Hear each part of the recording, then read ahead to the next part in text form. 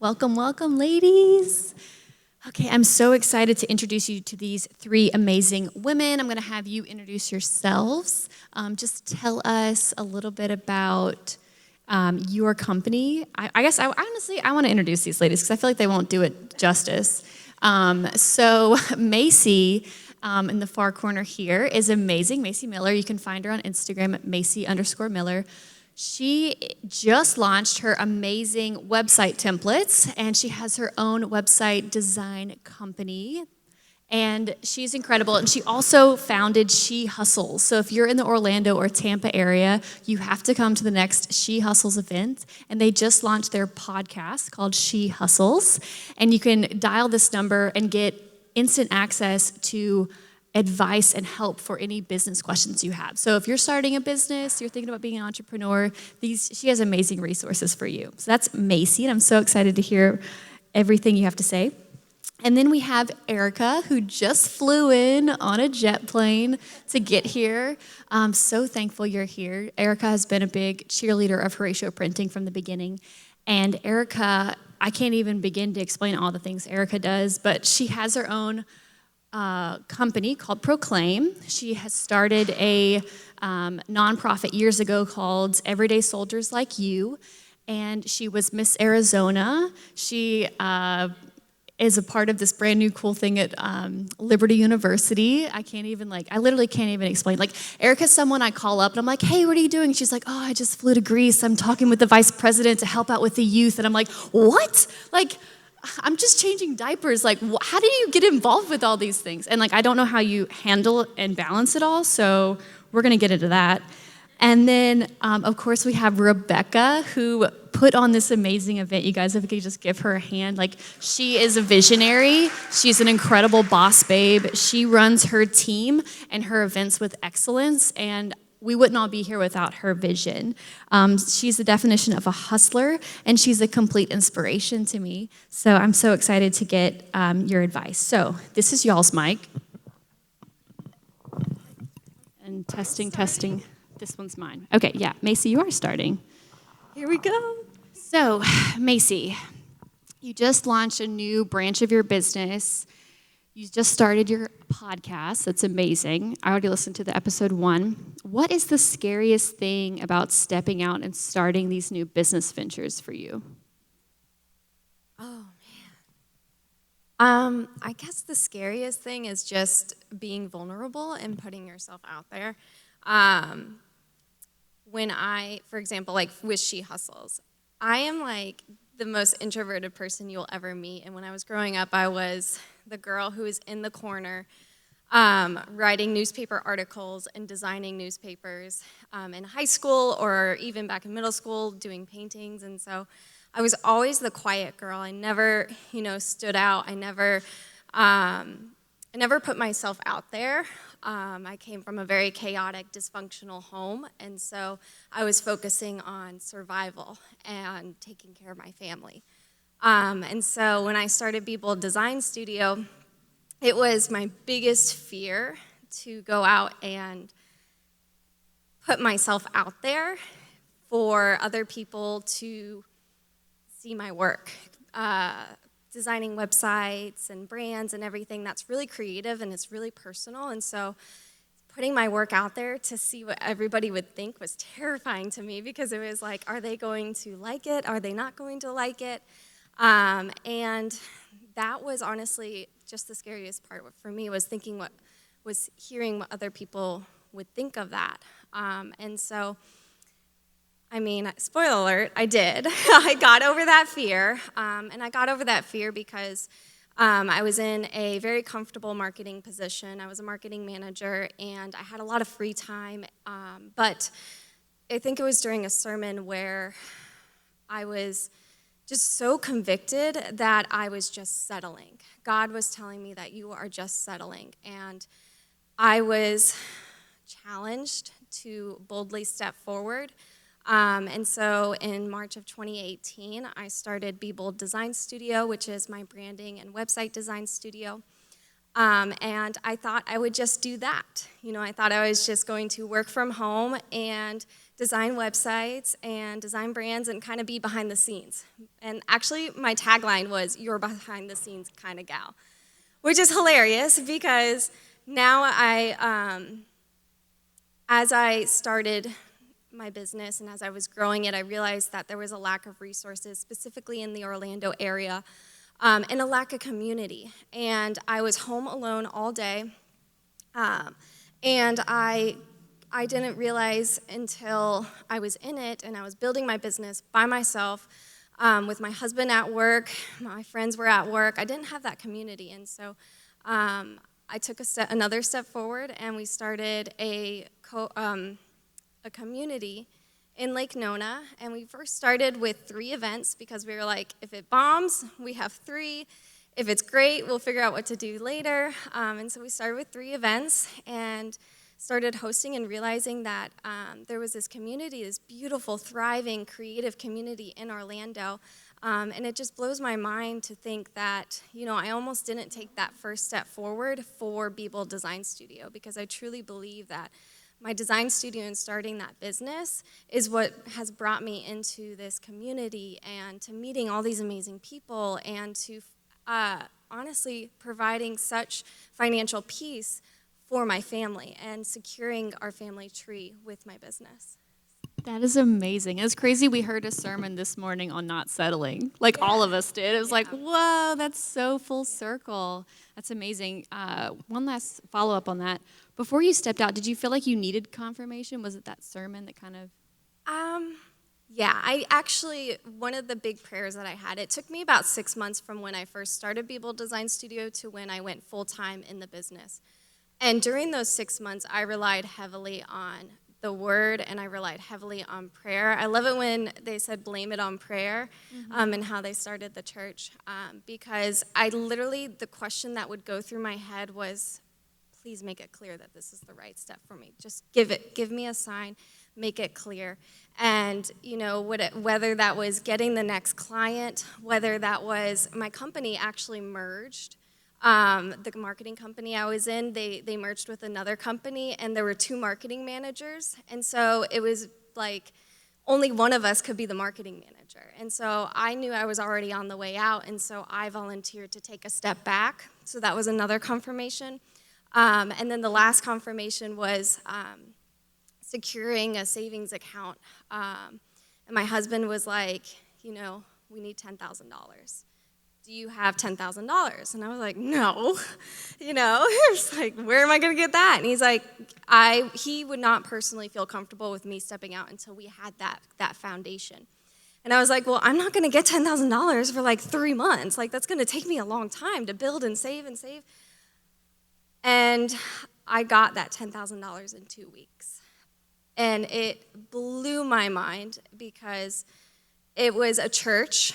It was a church, and then it was a Christian influencer who those 2 accounts, those 2 clients for me, secured that and was able to let me kind of step forward. So those were big signs, but I also had little signs, that just kept me along the way. So yeah, I kept praying, God, please make this clear that this is the path for me. I'm not going to do this unless you are in it. That's so beautiful. Wow. Thank you for sharing that. I'm going to pass the mic over to Erika. I want to ask you, you get prompted to do a lot. I know you do. Nonprofits, philanthropic work, reality TV. You just got a law degree. You went to law school. I don't know how you fit it all in. Literally, I don't know. So how do you approach confirmation and action? I know for me, I want the burning bush. I want the full, this is what you're supposed to do. How do you approach that in your life and all the things that you say yes to? That's a great question. I've learned that I have a problem saying yes to things. I think a lot of us do, especially in the boss babe world, where all of us feel like we need to be chasing that next dream, that next goal of ours. And for me, the confirmation always comes in the most interesting ways, for instance, in New York. You'll be in a situation where you keep seeing the same numbers or you keep hearing the same word. For instance, when I was deciding whether or not I'm getting my doctorate of education in Christian leadership, because I knew that I wanted to be a voice for Christ, but I also felt that as a female, we already have a double standard up against us where we're not, I guess you could say, expected to be preachers or pastors of churches, but yet we have such an unbelievable voice for Christ, and we have such unbelievable testimonies and ways to impact this world. And so I kept asking, I thought that affirmation and confirmation was asking people in my circle that I trusted and the mentors around me, what do you think about this? Do you think I should do this? Do you think I should do that? I asked the most amazing people in my circle to the point where I was paralyzed by analysis and by everyone's opinion and by everyone's direction of where I should go, where I just came to the point where I was like, God, I already knew that you called me to do this from the beginning. Or else why would I have even looked into it? Why would I have already mentally prepared myself to take those steps? And it's looking back on whether you journal or just your initial why, I think is so important to go back to. And it's funny because God tells us that he puts that nudge on your heart. He orchestrates things for you. And it's sometimes we're like, oh, this is too good to be true, or I'm not good enough to do this, or I can't do this. And you have people in your head either telling you yes or no, when all along he's already confirmed it within your heart that this is what you're supposed to be doing. Just be bold and go do it. And if you take that leap and you take that walk out onto water, you will not sink because he already called you to do it. That's why it's on your heart. That's why it's the burning bush. That's why you're feeling that movement. That's so good. And that was actually leads me right to my next question, which was, how do you distinguish between trusted counsel and small-minded loved ones?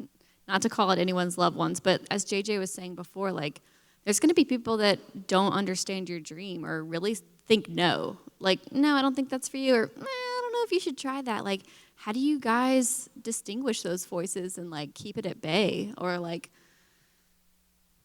Is this my question? You or whomever.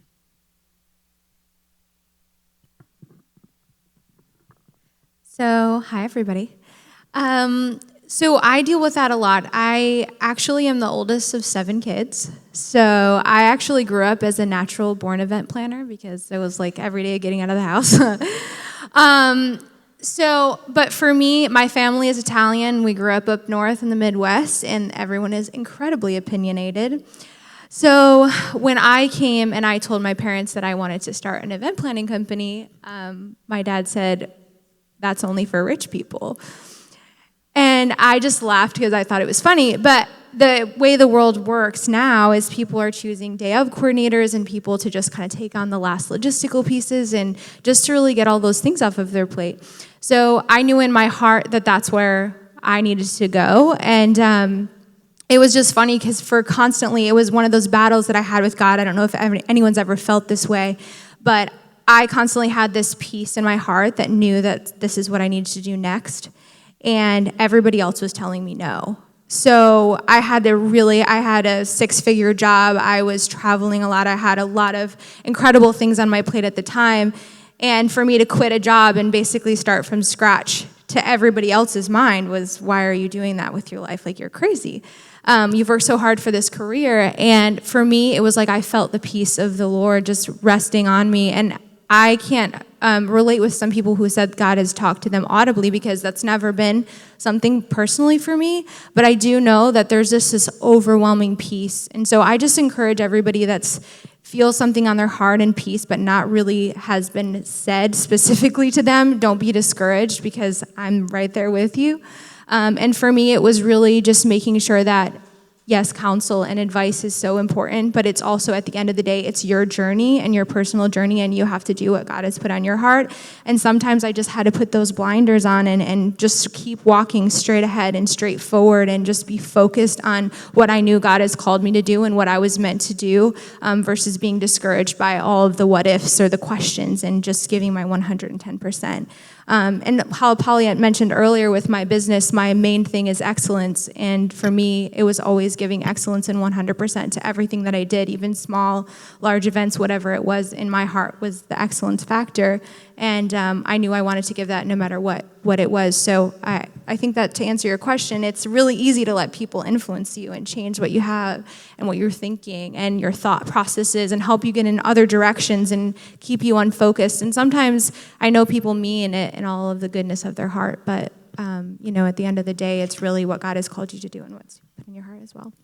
That's so good. Wow. So Rebekkah, I want to talk about setbacks. I feel like, we've all dealt with setbacks with whatever big dream we have. And I think, you've dealt with quite some big setbacks.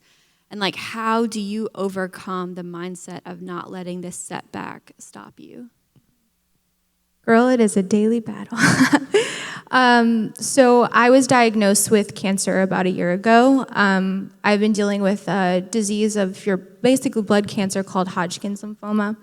And when I was first diagnosed, all the doctors said, oh, it's okay, you're going to just get through it, give it 6 months and you'll be done. And I'm a little over a year at this point and just still dealing with this and struggling every day. And for those of you who know, even no matter what level your business is, it's a huge investment of time and energy and strength.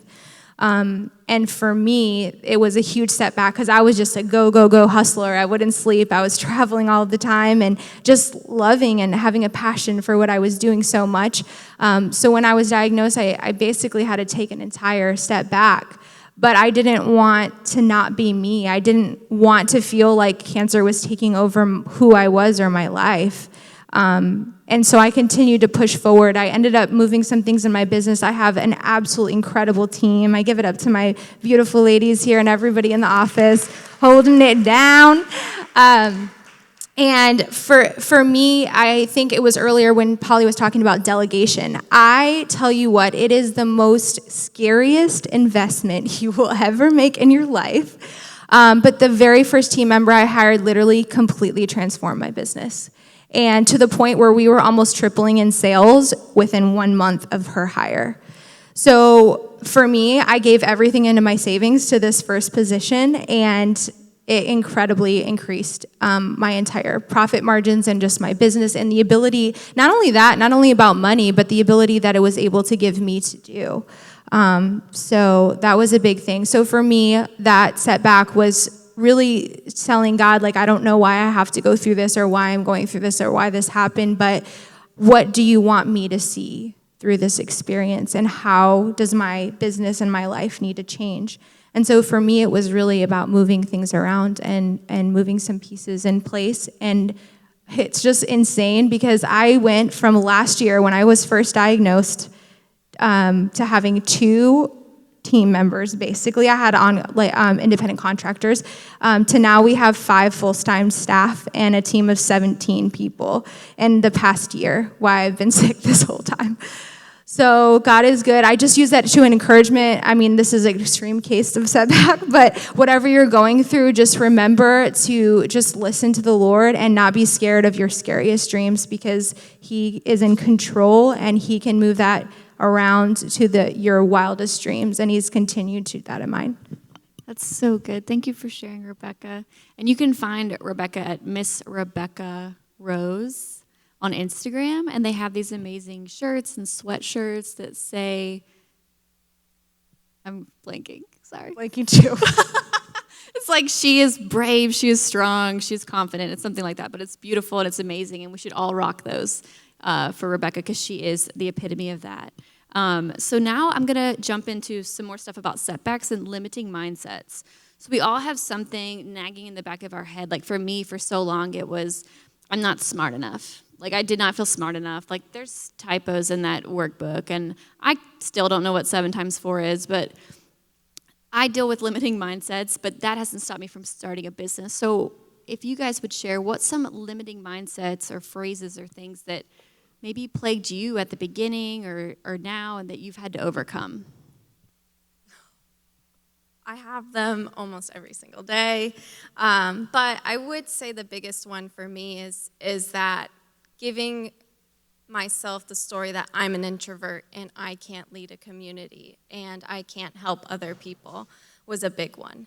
Because, now we have a thriving community where we lead events, and it's incredible. And I almost stopped that from happening because I gave myself this story that I was not, extroverted. I was not outgoing enough. I was not this enough. And then even with my template shop, I was supposed to launch that in January of this year, and I did not launch it until 11 months later.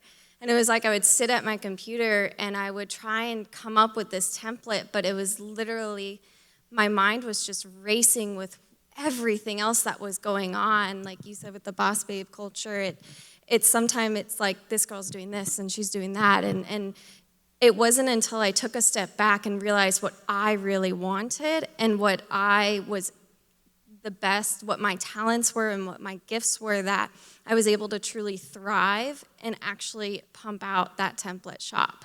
So, yeah. So good. Erika, you could either answer that or share your biggest lesson of 2019.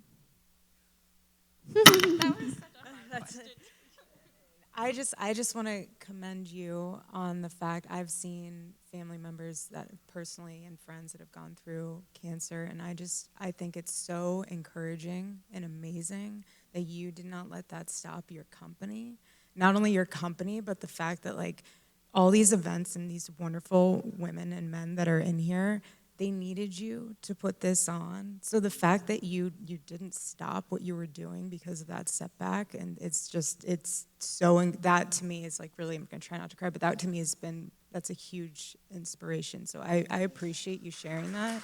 It's amazing. Yeah, no kidding. Biggest thing that I learned in 2019, I know this, I'm sure you guys have heard this before. My grandma used to tell me this when I was little. She would say, if you want to make God laugh, tell him your future plans. And I had so many things laid out of what I wanted to do for 2019. And God just made me laugh because I was like, your will was a lot better than what I had planned out. But that's such a great question. Just surprised and grateful and just overwhelmed with the fact of how good our God is and how we might think that we have to have all of this laid out, and he's just the master of everything. And I think, too, is what I've learned throughout 2019, because my schedule and my lifestyle has been like pinning Jell-O to the wall, is that you have to find a balance within the imbalance of life. There will never be a right moment. Like, we're always waiting for that perfect moment. I know that you're going to touch on perfectionism soon, and we're waiting and we're like, well, maybe if I just wait another month, or I wait, and it's just like, you have to do it now, because if you wait, you're not only holding back all of these other amazing people that will be benefited from what you're doing and what you're creating, but you're also kind of in some way being disobedient to God, because he's like, this is my timeline and this is what I had you doing, and you're like, no, but this is my timeline and I don't feel like I'm ready to do this. So it's that interesting balance with imbalance. But yeah, I think just really surrendering to the fact, like, we think that we have to have this all figured out and have it in a perfect filter and have it with the perfect caption and all this stuff. But at the end of the day, it's just surrendering and really accepting that. Does anyone else want to share their big lesson from 2019?